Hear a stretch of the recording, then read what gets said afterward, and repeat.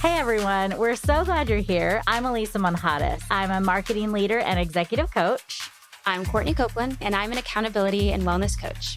And I'm Dr. Merary Simeon, an activator of talent, HR executive, author, and working mom. If you're anything like the successful multicultural women we interview on the What Rules podcast, you've learned that you can't do it alone. And we teach women like yourself to outsmart the game to get ahead in your career.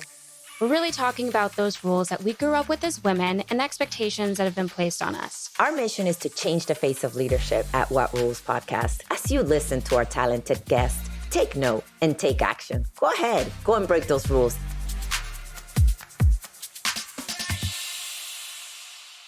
Hello. Welcome to Own Your Power, a 3-part mini episode series helping you advance in your career as a woman of color and also help other women of color along the way. This is part 1, owning your identity. Dr. Merary, how are you? You ready to talk about owning your identity? Yes, I am. I am ready. So why is owning your identity so important to being a multicultural woman in the workplace? Your identity, as you know, Alisa, it shapes how you experience and how you see the world. For me, at least, understanding my identity really equipped me to take on the world and to really own my power.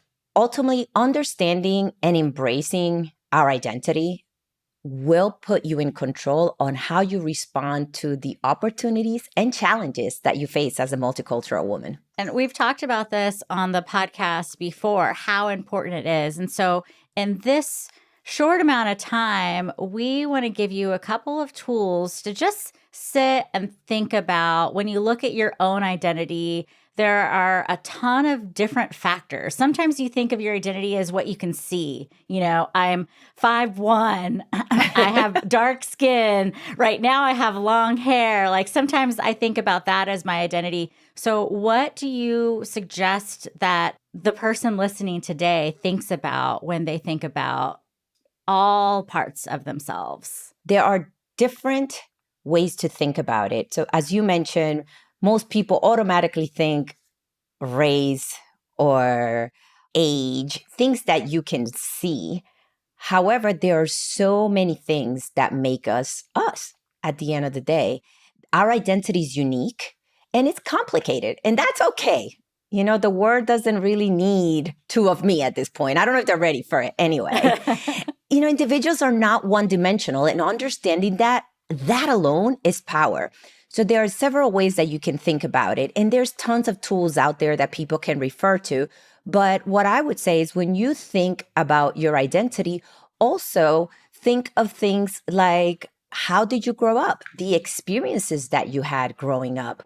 I would also challenge people to think about their truth. What are some of the things that today they may not share with other people as part of their identity?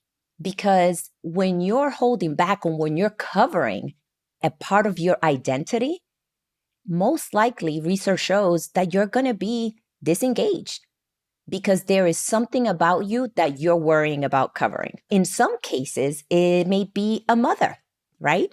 She may want to hide that she's a mom because why? You and I both know all of the stereotypes that are out there. Oh, she may not be engaged in her career, or she may not want to advance her career. So there are different areas that you can consider or you should factor in when thinking about your identity. Personality, your work location, your experiences, your marital status, your income, your religion, your department. There are so many different areas that make you you, and you should consider all of them when thinking about your identity. Yeah, it reminds me of the episode that we had with Thelma Haylock. She's an Afro-Latina, and she was talking about how she didn't want to ever show anyone, especially in the corporate world. She didn't want to talk about how she grew up or, you know, that she was on a twin bed as a college student, Yes. all those things, or even as an adult, little things that you don't really think about. But for her, she actually worked with a coach, and the coach helped her to see what parts of her really made her who she was. And when she got to the point where she accepted who she was, it really transformed the way she showed up at the workplace. I'm curious, Dr. Madadi, have you had any experiences like that? Absolutely. And what is the opposite of identity? Covering, right? And I said that earlier. The opposite of identity is covering. And research already shows that when people cover, there's decreased engagement in the workplace. So for me, my biggest experience, and for a very long time, I didn't realize that part of my identity was my superpower that really helped me in my career. I'll give you one specific example. My parents grew up in manufacturing in the front lines. And I used to be the one who translated most of the time, I would say, for them. And I knew the type of work that they did and how hard they work. For many years, I hid that as a growing executive in corporate America because the peers around me might have all been third, fourth, fifth generation corporate folks who had people in the corporate environment.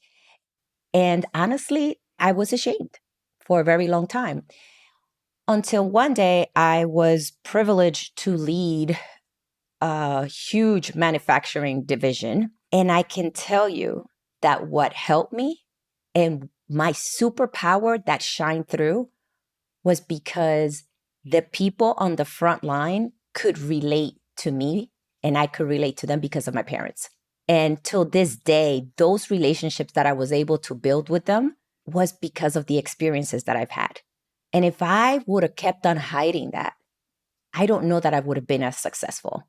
Because at the end of the day, people knew that I understood because of my experiences, the things that they were going through each day.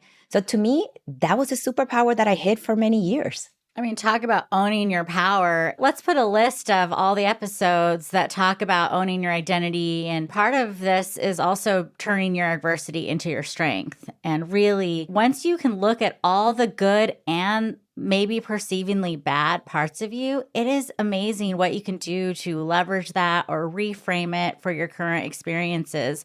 So you're saying the woman listening to this should take a step back and think about, who am I? Where do I live? Where do I work? How old am I?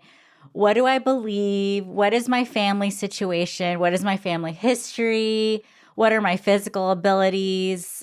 What's my financial situation? I mean, all of this. Yeah. And what I would say is, and this is the way that I look at it, your identity opens doors, and there are parts of your identity that unfortunately society will close the doors to. Knowing that alone is a superpower. Because for me, as a Latina, there may be some doors that society may close for me. But knowing that has allowed me to seek mentors and sponsors that are different than me. People that will speak up for me and support me. And they see the world in a different way. Absolutely. Now, as an executive, there are doors that I can open for other people. That again is a superpower. And I leverage that power to open the doors for others. So when you think about your identity, think about what are those doors that it opens and closes. And don't look at it from a victim mentality. Oh my God, all these doors close because I'm a woman, because I'm a mom, or because I'm a Latina. No, be strategic. Knowledge is power. Leverage that so that you can build that support system that you need around you so that you can continue to advance your career. And what would you say for managers, VPs, anyone with a team with multicultural women in their repertoire, or maybe they're mentoring someone? Like, how would you have them help others identify their identity? Absolutely. I would say everyone, whether you're an individual contributor or you're a leader, this is critical for each and every one of you. Take a look at what they call the identity circle. And as you said, write down all the identities, all the things that make you you. And there's not one thing that makes you you. We are multidimensional. There are so many things that make you who you are. Write all those things down. Then prioritize 2 to 3 of those dimensions that have the strongest effect on how you view yourself. at this point in your life. Those may change later. Maybe later it may be income. Maybe later it may be supporting aging parents, whatever it may be. But write down those 2 to 3 dimensions that have the strongest effect, how you view yourself. And then figure out, does those dimensions open doors or those dimensions close doors? And think about it for one moment. If those dimensions that you have open doors, for example, I always talk about being an executive and the doors that I'm able to open, then ask yourself, how many doors have you opened for other people that are not like you, for other people that their doors may be closed because of the way society view things? I had this aha recently about one of my white friends. I was like, if I can show her like all the ins and outs of what it means to be a Latina, she's going to feel so cool. So like I try to share things with her all the time. And then when she finally met my parents, they were like, oh, is she Latina? She like gets us. And I was like, oh my gosh, she's in the inner circle now. It was really cool because like I started thinking about how like my difference is my superpower, even in a friendship. And I would say, even for leaders, research shows that your identity also brings bias, right? Because there are things that you haven't experienced. So to your point, there may be some things that you've gone through that I haven't experienced. For leaders and in the workplace, these show up when you're making decisions in the workplace. For example, when you're hiring a team member, or when you're at the people planning table deciding who will receive the next promotion or who has achieved the next promotion. This is when your identity and those bias that come with it come in. So as a leader, when you're hiring or when you're making a decision, one question you should always ask yourself is, what am I basing this decision on or this judgment on? And make sure that you're using facts and that you're really leaning to understand, and that it's not just based on your experiences, based on your identity. That's the only way that you're going to know if you're opening doors or closing doors. And at the end of the day, here's another exercise that I would recommend for everybody to use so that, number one, you could expand how you see the world, is whose advice do you listen to? In the last 5 people that you've gone to ask for advice, who are they? And is their identity similar to yours? Because if it is, then you are missing out on learning more about other people's identities. Who do you advocate for? Who's the last person that you hired? Or the last 3? And at the end of the day, who are you inviting to lunch? I always say this, who's sitting at your dinner table or your lunch table? Those are questions that you can ask yourself so that you could understand and really assess, am I leveraging the doors that I open to help others that are different than me? Or am I keeping it closed for those people who need support? That's powerful. I mean, owning your power through being aware of your identity and the identity of others. It sounds so simple, but it's actually a game changer. If you can hone that in, and if you know how to own your identity before you allow other people to identify you. I mean, there is good feedback that you can always get, but understanding who you are is huge key. And we're going to give you a bunch of resources in the show notes. If you want the identity circle, we'll throw that in the show notes too. And I would say, whether you fill out the circle or just take some time, be intentional about it. Set aside some time and just start mapping it out. What are the 2 to 3 areas that have the strongest effect on how I view myself? And what do I need to know about myself today to move forward tomorrow? Yes. And this is important for both. I go back to multicultural women and their leaders and organizations, because you want your employees to be engaged. And you have the power in your hands as a leader to help them be engaged by providing a safe space where they can be themselves and not have to cover based on appearance, affiliation, advocacy, or association.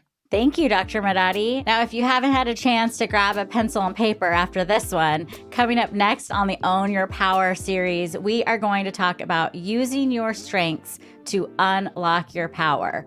So get ready. It is one of my favorite topics.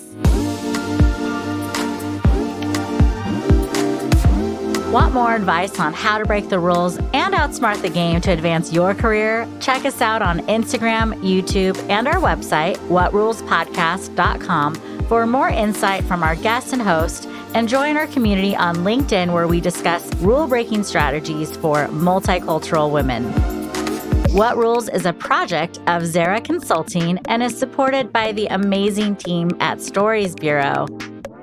This episode was produced by Alexandra Uresta with editing and music supervision by Joshua Ramsey and was engineered and mixed by Tim Ballant.